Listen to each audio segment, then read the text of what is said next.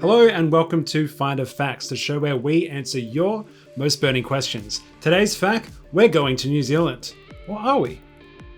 New Zealand and Australia have both done relatively well against the coronavirus pandemic, with both countries beginning to ease lockdown restrictions over recent weeks. Now, we all know Aussies love a good holiday to somewhere, anywhere but Australia, so it makes sense that the first place we'd be flying to is to our neighbours to the east. But when? And should we? I'm joined now by Stephanie Yip, Finder's travel editor, to find out.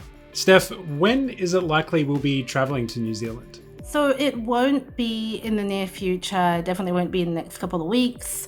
Both countries are still very much locked down in their cities, in their states. And what's going to happen is more of a progression where states are going to open up first, then the country travel, and then the bubble. And that's to make sure that the spread is contained and that we have proper measures in place in order to test people who might have coronavirus or might have contracted it or been in contact with others.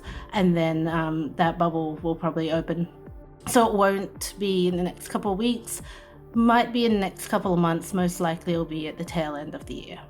When this trans-Tasman bubble sort of pops up, are there any new rules or restrictions that we'll have to follow when we travel overseas?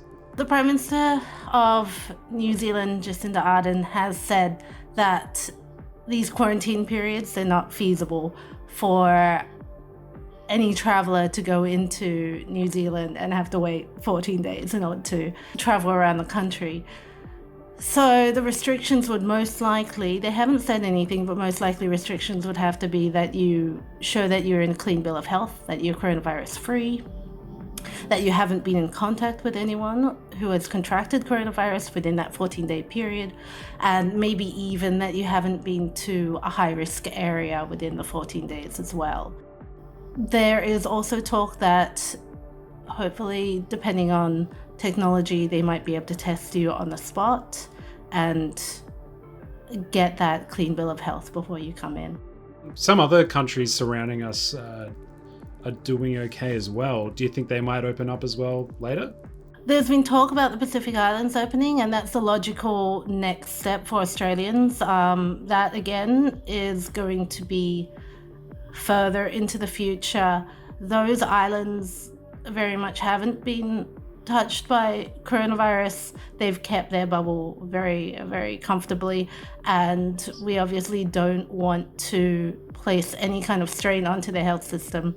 They're not as large as Australia or New Zealand, and any kind of pandemic in those countries would be dire for them. So I think that's going to happen, but the experiment first will have to be the Australia-New Zealand bubble to make sure that we've got some kind of policies and measures in place to make sure that we don't cause a spread, or they're not infecting us, we're not infecting them. Say this trans-Tasman bubble doesn't open for a while, which is likely, and Australians want a decent holiday. Where would you suggest we go within our own country once lockdowns are gone? I do want to go to the south coast of New South Wales, but it's also, obviously, we had the bushfires at the beginning of the year, and there have been a lot of local communities that have had to say, no, we can't bring back tourism yet because of COVID, but they really do need that economic stimulus to help them going. Obviously, it's been like 6 months so far, maybe a bit longer, where they've had to shut up shop.